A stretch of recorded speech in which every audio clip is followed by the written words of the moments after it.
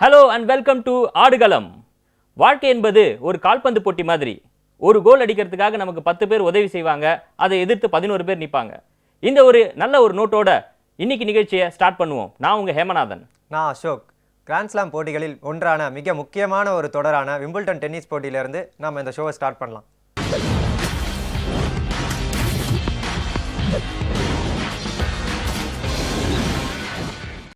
Grand slam தொடர்லேயே ரொம்ப ஒரு முக்கியமான போட்டி தான் விம்பிள்டன் டென்னிஸ். 1877ஆம் ஆண்டு முதல் இந்த போட்டி தொடர் நடைபெற்று வருகிறது. ஆண்டுதோறும் ஜூன் மாத இறுதியில் தொடங்கி ஜூலை மாதம் தான் இந்த தொடர் முடியுது. விம்பிள்டன் மட்டும்தான் புல்தரையில் ஆடக்கூடிய ஒரு கிராண்ட்ஸ்லாம் தொடர். அதாவது 2016ஆம் ஆண்டுக்கான சாம்பியன்ஸ் யாருன்னு பார்த்தீங்கன்னா, ஆடவர் பிரிவில் ஆண்டி முர்ரே, அவர் தான் 2016 ஆடவர் பிரிவில் சாம்பியன் பட்டம் ஜெயிச்சிருக்காரு. மகளிர் பிரிவில் பார்த்தீங்கன்னா செரீனா வில்லியம்ஸ், அவங்க தான் மகளிர் பிரிவில் சாம்பியன் வின் பண்ணியிருக்காங்க. ஆடவருக்கான விம்பிள்டன் கோப்பை பார்த்தீங்கன்னா 18.5 அங்குல உயரமும் 7.5 அங்குல விட்டமும் கொண்டதாகும். மகளிருக்கான கோப்பை பார்த்தீங்கன்னா 18.75 அங்குல விட்ட அளவுடைய ஸ்டெர்லிங் வெள்ளித்தட்டு பரிசாக வழங்கப்படுகிறது. இது வீனஸ் ரோஸ் வாட்டர் தட்டு என்ற பெயரில் வழங்கப்படுகிறது. விம்பிள்டன் டென்னிஸ் ரொம்ப பரபரப்பான கட்டத்தில் ஒரு 2வது வாரத்தை எட்டியிருக்கு. 15ஆம் தேதி இந்த தொடர் முடிய போகுது. அதுக்கு நடுவில் யார் இந்த விம்பிள்டனை கைப்பற்ற போகிறாங்க, யார் ஜெயிக்க போகிறாங்கன்னு முதல்ல பார்ப்போம். ஆண்டி முரே நீங்கள் பிக்சர்ஸில் பார்த்துட்டு இருக்கீங்க. ஆண்டி முரே 7 தடவை செமிஃபைனல்ஸ் கொடுத்துருக்காரு. ஏன்னா ரோஜர் ஃபெடரரும் ரஃபேல் நடாலும் ரொம்ப பீக்கில் இருந்த டைம் அது. அந்த டைம்லலாம் அவரால் செமிஃபைனலில் தாண்ட முடியல. ஸோ இந்த தடவை அவர் டாப் லிஸ்ட்டில் வந்திருக்காரு. ஆண்டி முரே ஜெயிப்பார் அப்படின்னு சொல்லி எதிர்பார்க்குறோம். ரோஜர் ஃபெடரர் அடுத்தபடியாக ரோஜர் ஃபெடரர் வின் பண்ணாரு அப்படின்னா அவர் தான் oldest man to win the Wimbledon cup அப்படின்னு சொல்லலாம். அண்ட் அதுக்கப்புறமா நிகோல்ஸ் ரான்ஜ்கி, ஸோ 2 செமிஃபைனல்ஸ் அவர் வந்திருக்காரு. அண்ட் அதுக்கப்புறமா பார்த்தீங்கன்னா ரஃபேல் நடால் அண்ட் நோவாக் ஜோகோவிச் 2 பேருக்கு தான் இப்போ கடுமையான ஒரு போட்டி இருக்குது. ரஃபேல் நடால் கிராஸ் ஃபீல்டில் அதிகமாக வின் பண்ணுற ஒரு ஆள். நோவாக் ஜோகோவிச் 3 தடவை வின் பண்ணியிருக்காரு விம்பிள்டனை. ஸோ ரஃபேல் நடாலுக்கும் நோவாக் ஜோகோவிச்சுக்கும் தான் அதிகப்படியான ஒரு போட்டி இருக்குது அப்படின்னு சொல்லலாம். அண்டு நிக்கி கிரியோஸ், அவர் ஆஸ்திரேலியன் பிளேயர், குவார்டர் ஃபைனல் வரைக்கும் வந்திருக்காரு. அவருக்கும் ஸ்லைட்லி ஒரு எட்ஜ் இருக்குது அப்படின்னு சொல்கிறாங்க. மேபி ஒரு லக்கில் ஒரு ரஃபேல் நடாலில் பீட் பண்ணிவிட்டு அப்படி ஒரு மேலே கொஞ்சம் வரலாம் அப்படின்னு சொல்லிட்டு ஒரு லிஸ்ட் போயிட்டுருக்கு. அண்டு விமன் பிளேயர்ஸ் லிஸ்ட்டில் பார்த்தீங்க அப்படின்னா, விமன்ஸ் லிஸ்ட்டில் செரீனா வில்லியம்ஸ் இல்லை, அன்ஃபார்ச்சுனேட்லி. அவங்களோட சிஸ்டர் வீனஸ் வில்லியம்ஸ் பெர்ஃபார்ம் பண்ணிட்டு இருக்காங்க. அண்ட் நம்பர் 1 பிளேயர் ஆங்கிலிக் கர்பரை தான் எதிர்பார்த்துட்டு இருக்காங்க. விம்பிள்டன் டைட்டில் இந்த தடவை கர்பர் ஈஸியாக வின் பண்ணிடுவாங்க அப்படின்னு சொல்லி எதிர்பார்த்துட்டு இருக்காங்க. அண்ட் நம்மளோட இந்தியன் பிளேயர்ஸும் விம்பிள்டன் விளையாடிட்டு இருக்காங்க. அவங்கள ரொம்ப முக்கியமானவங்க யாருன்னு பார்த்தீங்கன்னா, லியாண்டர் பேஸ் இருக்காரு, ஜீவன் நெடுஞ்செழியன் இருக்காரு, ரோஹன் போபண்ணா இருக்காரு, அண்ட் பூர்வ் ராஜா அண்ட் திவி சரண், இவங்க 2 பேருமே பேர் ஆகி டபுள்ஸ் விளையாடிட்டு இருக்காங்க. அண்ட் சானியா மிர்சாவோட இணையும் நல்லா பெர்ஃபார்ம் பண்ணிட்டு வராங்க விம்பிள்டனில்.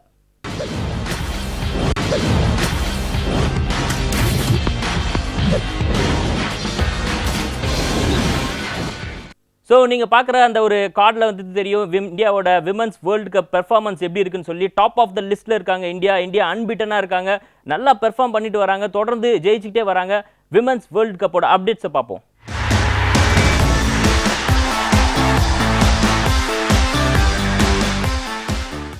ICC women's world cup Mithali Raj தலைமையிலான இந்திய அணி ரொம்ப நல்லா பெர்ஃபார்ம் பண்ணிட்டு வராங்க. இன்ஃபேக்ட் இந்தியா பாகிஸ்தான் மேட்ச்லாம் ரொம்ப எதிர்பார்த்துட்டு இருந்தாங்க. பாகிஸ்தானை ரொம்ப அசால்ட்டாக அடித்து தும்சம் பண்ணிட்டாங்க Indian women's. And India Sri Lanka match பார்த்தோம். இந்தியா வர்சஸ் ஸ்ரீலங்கா மேட்ச்சில் இந்தியா ரொம்ப ஜெயிச்சுக்கிட்டே வராங்கன்னு சொல்லலாம். ஸ்ரீலங்கா ஜெயிச்சிட்டாங்க, வெஸ்ட் இண்டீஸ் ஜெயிச்சிட்டாங்க, இங்கிலாந்து ஜெயிச்சிட்டாங்க. So almost top of the லிஸ்ட்டில் இருக்காங்க. அண்ட் இன்னும் ஒரு 3 மேட்ச் தான் இருக்குது இந்தியன் டீமுக்கு. அந்த 3 மேட்ச்சில் ஏதோ ஒரு மேட்ச் ஜெயிச்சா கூட பரவாயில்ல, அவங்க செமிஃபைனல்ஸ்க்கு குவாலிஃபை ஆயிடுவாங்க. ஸோ அந்த நிலைமை தான் இப்போ Indian women's team Indian women's team performance லெவலில் இருக்குது. மித்தாலி ராஜ் ரொம்ப நல்லா விளையாடிட்டு இருக்காங்க. அவங்க தொடர்ந்து ½ செஞ்சுரிஸ் அடிச்சிட்டு இருக்காங்க. அண்ட் ரொம்ப முக்கியமானது மந்தனா ஓப்பனிங் பேட்ஸ்மேன், செஞ்சுரி வேறு அவங்க ஸ்கோர் பண்ணியிருக்காங்க. அண்ட் மந்தனாவோட பார்த்தீங்கன்னா இன்டர்நெட்டில் அவங்களுக்கு லவ் ப்ரப்போசலில் நிறைய பிரபலங்கள் கொடுத்துட்ருக்காங்க. அந்த அளவுக்கு அவங்களோட பேட்டிங் பெர்ஃபார்மன்ஸ் மூலிமா ரொம்ப பிரபலமாயிட்டே போகிறாங்க மந்தனா. ஸோ இந்த தடவை ஐசிசி விமன்ஸ் வேர்ல்டு கப்பை இந்தியா கைப்பற்றும் அப்படின்ற எதிர்பார்ப்பு ரசிகர்கள் இடையே அதிகமாக இருக்குது அப்படின்னு சொல்லி தான் சொல்லலாம். இந்தியாவோட பவுலிங் டிபார்ட்மெண்ட்டை பார்த்தீங்கன்னா, இந்தியன் பவுலர்ஸ் எல்லாருமே ரொம்ப நல்லா பெர்ஃபார்ம் பண்ணிட்டு இருக்காங்க. ஜுலன் கோஸ்வாமி தான் அவங்களோட பிரைம் பவுலர்னு சொல்லலாம். ஜுலன் கோஸ்வாமி ஒரு முன்னணி பவுலராக இருந்தாலும் அவங்களுக்கு அவங்கள விட ஒரு ஆஃப் ஸ்பின்னர் ஒருத்தவங்க வந்து ரொம்ப நல்லா பெர்ஃபார்ம் பண்ணிட்டு இருக்காங்க. அதிகமாக விக்கெட்ஸ் வந்து குவிச்சிருக்காங்க அந்த ஆஃப் ஸ்பின்னர்ஸ். இங்கிலாந்து கண்டிஷன்ஸில் ஸ்பின்னர்ஸ் பெர்ஃபார்ம் பண்ணுறது அப்படின்றதே ஒரு பெரிய விஷயம். அதையும் தாண்டி அந்த ஸ்பின்னர்ஸ் எல்லாரும் பெர்ஃபார்ம் பண்ணிட்டு இருக்காங்க. அண்ட் இந்தியன் ஃபீல்டிங் எடுத்துட்டீங்க அப்படின்னா தொடர்ந்து நம்ம பார்த்துட்டு வரோம். நம்ம அவங்களோட ஃபிட்னஸ் லெவலில் நிறைய ரன் அவுட்ஸ் வந்து பண்ணிட்டு இருக்காங்க. அதிக அளவில் வந்து ரன்ஸை வந்து சேவ் பண்ணுறாங்க, அதிகமாக ஸ்கோர் பண்ணுறாங்க. பட் எதிரணியை வந்து கம்மி ரன்ஸ்குள்ளேயே வந்து சுருக்கிறாங்க இந்தியன் டீமோட இந்த பெர்ஃபார்மன்ஸை அப்படியே கண்டினியூ பண்ணாங்கன்னா போதும், செமிஃபைனல்ஸ் குவாலிஃபை ஆகிடலாம். அண்ட் செமிஃபைனல்ஸில் இதே பெர்ஃபார்மன்ஸ் வந்து எதிரணி கிட்ட காமிச்சாங்கன்னா ஃபைனல்ஸுக்கும் குவாலிஃபை ஆகி கப்பை வின் பண்ணிடலாம். நமக்கு டஃப் கொடுக்குற டீம் எதுன்னு பார்த்தீங்கன்னா ஆஸ்திரேலியா. அவங்க நம்மளை சேஸ் பண்ணிக்கிட்டே இருக்காங்க. ரன் ரேட்லேயும் சரி, வின்னிங்லேயும் சரி. அவங்களும் இன்னும் ஒரு மேட்ச் கூட தோக்கலை. நம்ம டீம் இன்னும் ஒரு மேட்ச் கூட தோக்காமல் வின் பண்ணிகிட்டு இருக்கோம். ஆஸ்திரேலியன் நமக்கு ரொம்ப டஃப் கொடுப்பாங்க. நம்ம கண்டிப்பாக ஆஸ்திரேலியா கூட மேட்ச் வரும்போது அந்த மேட்ச் ரொம்ப விறுவிறுப்பாக இருக்கும்னு எதிர்பார்த்துட்டு இருக்கோம். அதுக்கு அடுத்தபடியாக பார்த்தீங்கன்னா இங்கிலாந்து டீம் பார்த்தீங்கன்னாலும் நமக்கு டஃப் கொடுக்க வேண்டிய ஒரு டீம், டஃப் கொடுக்குற ஒரு டீம் தான். ஏன்னா நம்ம இங்கிலாந்து கூட ஆல்ரெடி வின் பண்ணியிருக்கோம். இருந்தாலும் நம்ம அந்த ஒரு மேட்சை வச்சு நம்ம இங்கிலாந்து டீமை ரொம்ப மட்டமாக எடை போட்டுற முடியாது. அவங்களும் ரொம்ப ஒரு டஃப்பான டீம் தான். நம்ம கூட ஒரு சேலஞ்சிங்கான டீம்னு பார்த்தீங்கன்னா இங்கிலாந்து, ஆஸ்திரேலியா மட்டும் தான். அந்த டீமை தாண்டி நம்ம செமிஃபைனல்ஸ் போயிட்டோம்னா கண்டிப்பாக நம்ம தான் ஃபைனல் போவோம். கண்டிப்பாக நம்ம தான் ஃபைனல்ஸ் வின் பண்ணுவோம். ஐசிசி மகளிர் உலகக்கோப்பை போட்டி இன்னைக்கு நடக்க போகிற மேட்ச் என்னதுன்னு பார்த்தீங்கன்னா இங்கிலாந்து வர்சஸ் ஆஸ்திரேலியா பிரிஸ்டல் நகர்லையும், West Indies versus Sri Lanka Derby நகர்லையும் நடக்க போகுது. ஐசிசி மகளிர் உலகக்கோப்பை போட்டி இந்தியாவுக்கான அடுத்தடுத்த மேட்சஸ் என்னதுன்னு பார்த்தீங்கன்னா ஜூலை 12ஆம் தேதி இந்தியா வர்சஸ் ஆஸ்திரேலியா பிரிஸ்டல் நகர்லையும், ஜூலை 15ஆம் தேதி இந்தியா வர்சஸ் நியூசிலாந்து டர்பி நகர்லையும் நடக்க போகுது. விமென்ஸ் வேர்ல்ட் கப் ரொம்ப பரபரப்பாக போயிட்டு இருக்கிற சூழலில் நமக்கு பார்த்தோன்னா விமென்ஸ் வேர்ல்ட் கப்பில் விளையாடுறவங்கள பேர் கூட தெரியாது நம்மள பல பேருக்கு.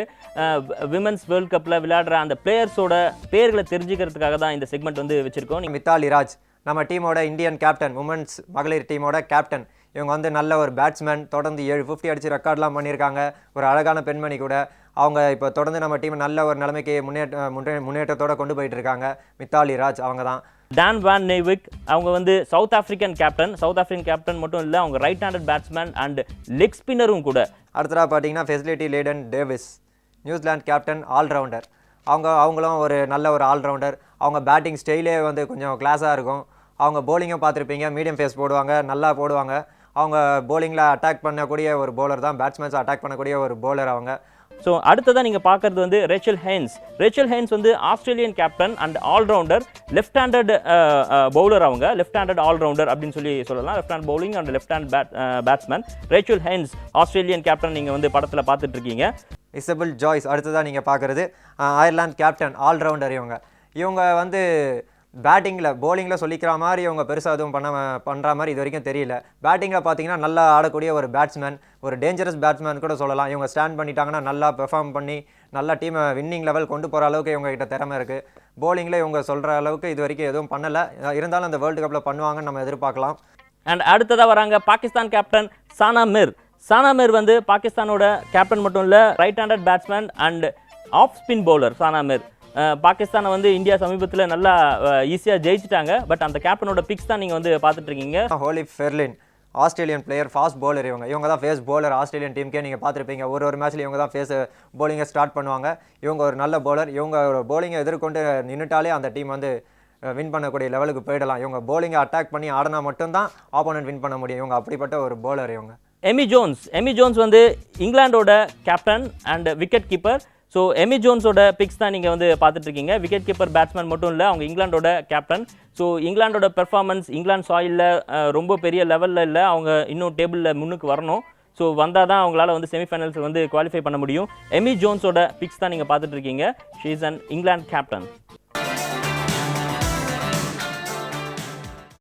அடுத்ததான் நம்ம நிகழ்ச்சியில் India versus West Indies match பற்றின updates. India versus West Indies ODI match வந்து நம்ம பார்த்துருப்போம். ஓடிஐ மேட்ச்சில் ஒரு யங் டீம் வந்து இருந்தது. ஜேசன் ஹோல்டர் தலைமையிலான ஒரு கார்லோஸ் பிராத்வைட் வந்து அந்த ஒரு 6 அடித்து ஃபைனலில் வந்து வின் பண்ணுவார். ஸோ அதிலிருந்து அவரோட தலைமையிலான வெஸ்ட் இண்டீஸ் அணி வந்து T20க்காக விளையாடிட்டு இருக்கிறாங்க.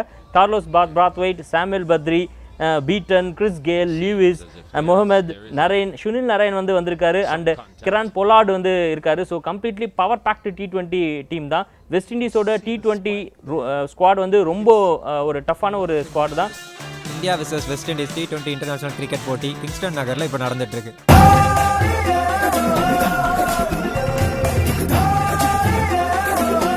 22வது ஆசிய தடகள போட்டிகள் நம்ம இந்தியாவில் ஒடிசாவில் நடக்க போகுது.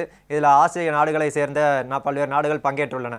எந்தெந்த நாடுன்னு பார்த்தீங்கன்னா இந்தோனேஷியா, பங்களாதேஷ், ஸ்ரீலங்கா, இந்த மாதிரி நிறைய டீம் பார்ட்டிசிபேட் பண்ணுறாங்க. இதில் வந்து பாகிஸ்தான் டீமும் பார்ட்டிசிபேட் பண்ணியிருக்காங்க. இந்தியா பாகிஸ்தான் வந்து அரசியல் ரீதியாக வந்து அவங்களோட உறவுகள் வந்து கொஞ்சம் விரிசல் விட்டுட்டு இருக்கிற இந்த சூழ்நிலையில் நம்ம பாகிஸ்தான் டீமும் இதில் பங்கேற்றிருக்காங்க. அதனால் நம்ம இதில் கொஞ்சம் ரொம்ப முக்கியத்துவம் வாய்ந்த சில போட்டிகளும் இருக்குது. யாருன்னு பார்த்தீங்கன்னா நம்ம டீமோட யங்ஸ்டர்ஸ், நம்ம இந்தியன்ஸோட யங்ஸ்டர்ஸ் நிறைய கோல்டு மெடல் அடிப்பாங்க அப்படின்லாம் எதிர்பார்த்துட்டு இருக்கோம். இந்த தடகள போட்டிக்காக புதுசாக ஸ்டேடியமே ஒடிசாவில் புவனேஸ்வரில் கலிங்கா ஸ்டேடியம் ரெடி பண்ணியிருக்காங்க. இந்த ஸ்டேடியம் வந்து ரெடி பண்ணுறதுக்கே கிட்டத்தட்ட பல மாதங்கள் ஆச்சு. இந்த தடகள போட்டிகள் இங்கே நடத்துறதுக்காகவே இந்த ஸ்டேடியம் ரொம்ப கஷ்டப்பட்டு ரெடி பண்ணியிருக்காங்க. இதில் பங்கேற்கிற டீமெல்லாம் பார்த்தீங்கன்னா எல்லாருமே நமக்கு சேலஞ்ச் பண்ணக்கூடிய வகையில் தான் எல்லாருமே இருப்பாங்க. இதில் சீனாவும் இருக்குது. எல்லாருக்குமே சீனாவை பற்றியும் தெரியும். நம்ம டீமில் இதில் நிறைய யங்ஸ்டர்ஸ் இருக்காங்க. நம்ம யங்ஸ்டர்ஸ்லாம் இதில் நிறைய மெடல் வாங்குவாங்கன்ற நம்பிக்கை எல்லாருக்குமே இருக்குது.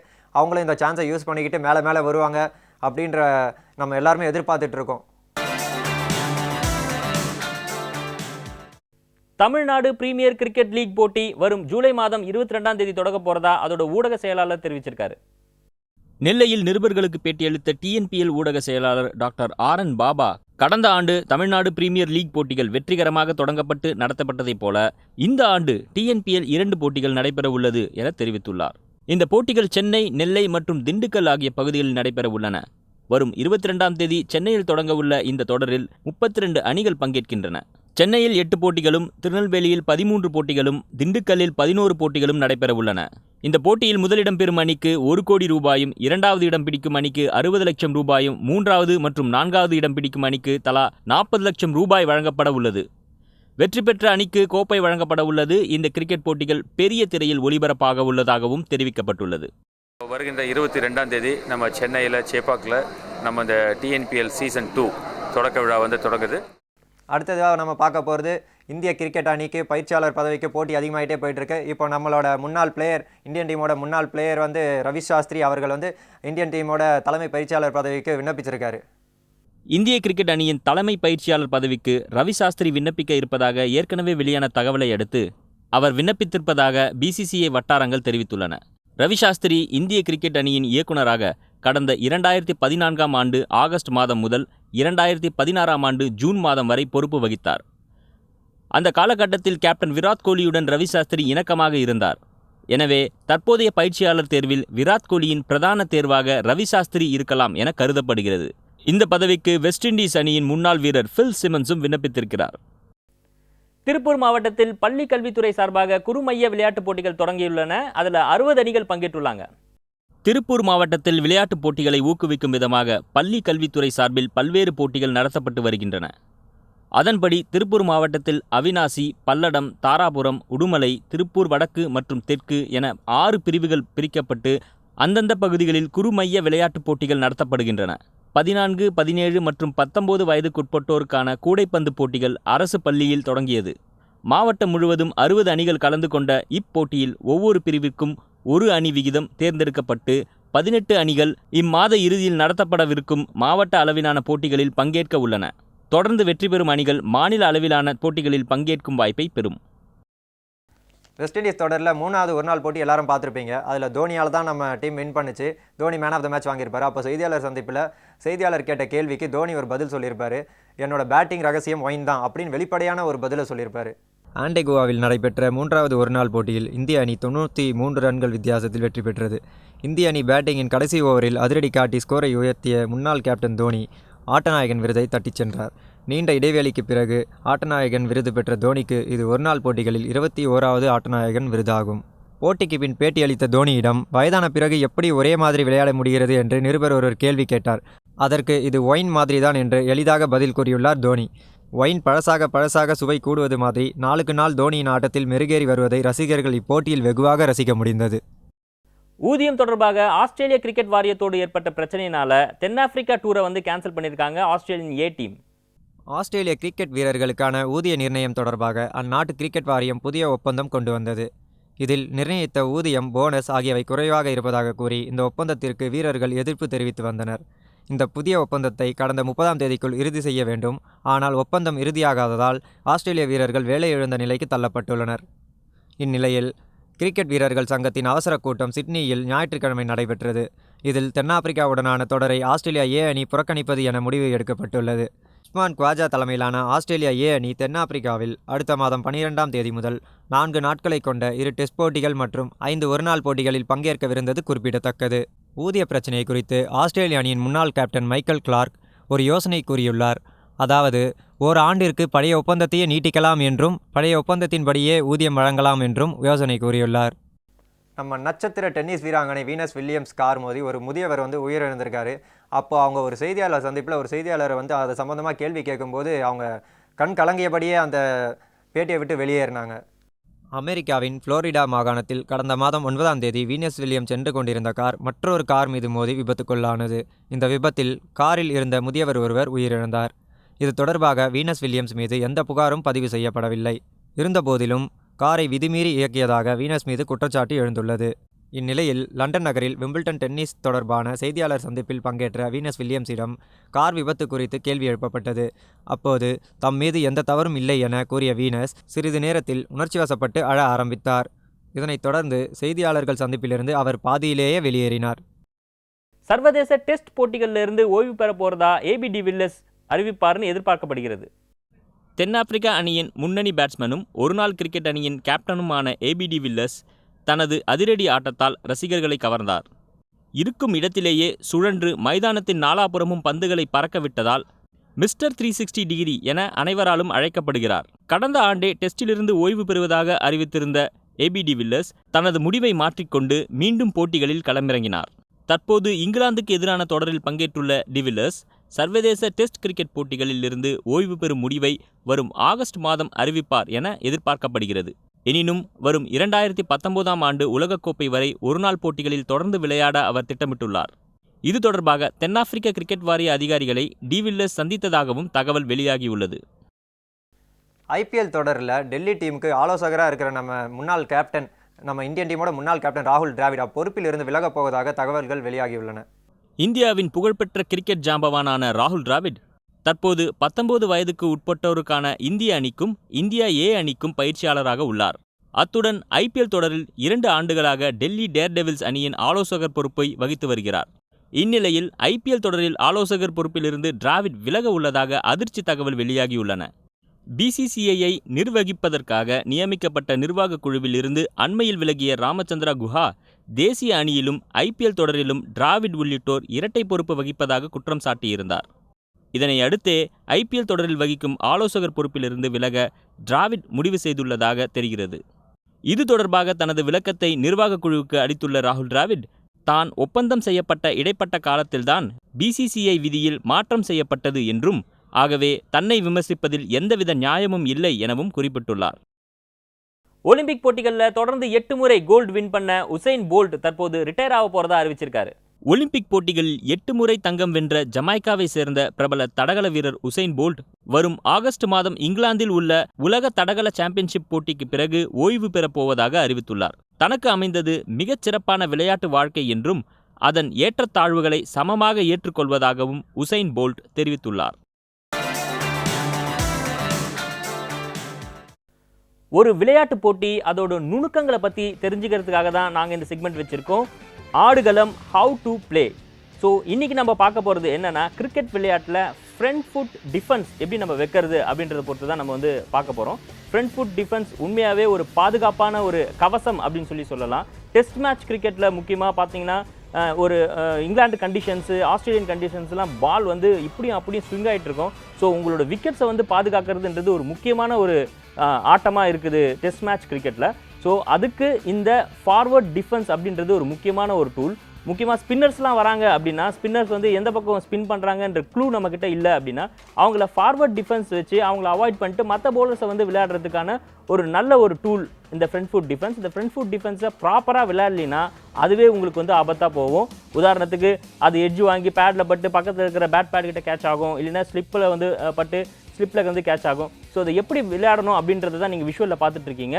உங்களோட head right down the ground பார்க்கணும். அண்ட் உங்களோட பேட்டும் பேடும் க்ளோஸாக வச்சுருக்கணும். உங்களால் எவ்வளோ தூரம் ஸ்ட்ரெச் பண்ணி ஃப்ரண்ட் ஃபுட்டுக்கு கொண்டு போக முடியுமோ அந்த அளவுக்கு நீங்கள் கொண்டு போகணும் பேட்டை. ஸோ பேட்டை வந்து கிரவுண்டுக்கு ஃபேஸ் பண்ணுறது மூலியமாக அந்த பேட்டில் பட்ட பால் கரெக்டாக கிரவுண்டில் தான் போய் அடையும். ஸோ அடுத்ததாக நீங்கள் பார்க்குறீங்க இந்த விஷுவலில் ஃப்ரண்ட் ஃபுட் டிஃபென்ஸ் பண்ணும்போது அவரோட தலையை மட்டும் நல்லா கவனித்து பாருங்கள், கரெக்டாக டவுன் பண்ணி இருக்கார். ஸோ இது வந்து ஃபுல் லென்த் டெலிவரிக்கு இந்த ஃப்ரண்ட் ஃபுட் டிஃபென்ஸ் வந்து மூலியமாக நீங்கள் ஸ்விங் ஆகிற பால் எல்லாத்தையும் வந்து பாதுகாக்கலாம்.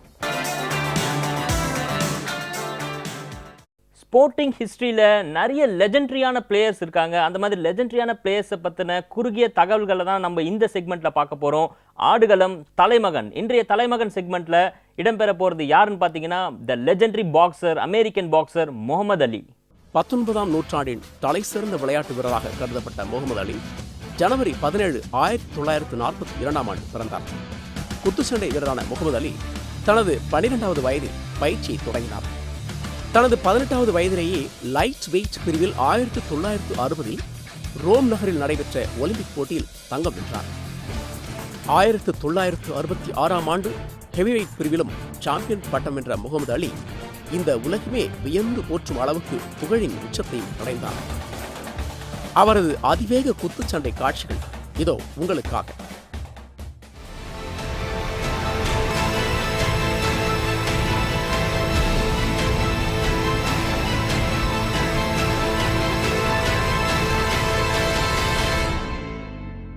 விளையாட்டுப் போட்டிகளில் நடந்த சின்ன சின்ன விபத்து மற்றும் சிரிப்பலைகளை ஏற்படுத்தும் சுவாரஸ்யமான சம்பவங்களை பார்க்கலாம்.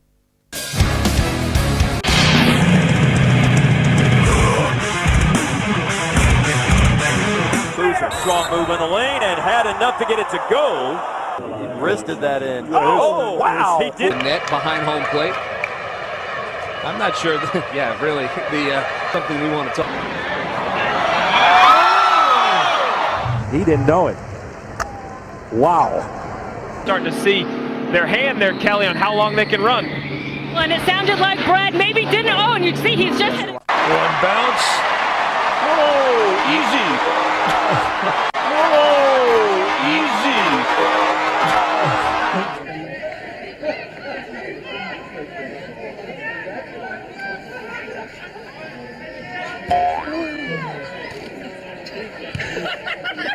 I'ma get wicked.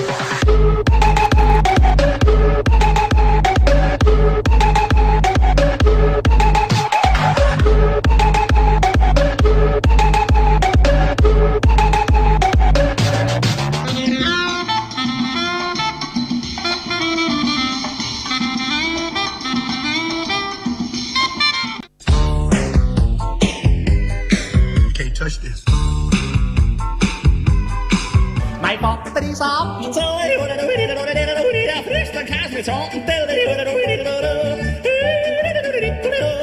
Bob, il y avait les demi-finales, en tout cas les séries du 3000 mètres steeple féminin, et regardez cette image, le passage de la rivière.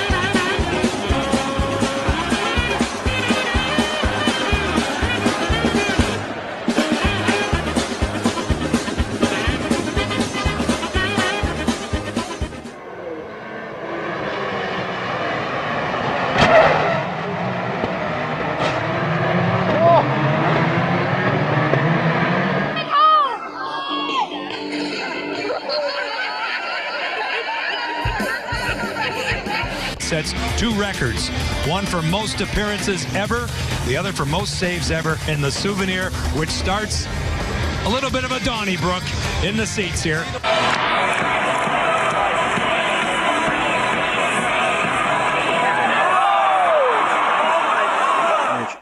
Скорее всего, скользкий от дождя, и немножко тяжеловато ему было этот мяч зафиксировать. Но, тем не менее, он это сделал без особого труда. Ой-ой-ой! Very wise. Look where he ended up. There's the 4-year-old son. See, in the background there, right? So there's the New South Wales players. So what do? They give him the ball. She didn't know where he'd gone. She turned David Peachey, gives him the ball, and away he goes. And the Petro Civoniceva can't get to him, and he's off for the prize. Sean Berrigan's there as well. This is magical stuff. These charity games are fantastic with the ex-players.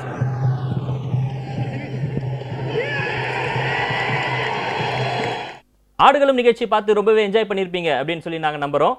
நிகழ்ச்சியோட இறுதியாக நாங்கள் ஒரு கேள்வி கேட்குறோம். அதாவது Wimbledon போட்டி பரபரப்பாக நடந்துட்டு வர இந்த சூழலில் விம்பிள்டன் டென்னிஸ் போட்டிக்கான அந்த கோர்ட்டோட லென்த் வித் எவ்வளோன்னு சொல்லி உங்களுக்கு தெரியுமா? இந்த கேள்விக்கான பதிலை அடுத்து வரப்போகிற ஆடுகளம் நிகழ்ச்சியை பார்த்து தெரிஞ்சுக்கோங்க. நன்றி, வணக்கம்.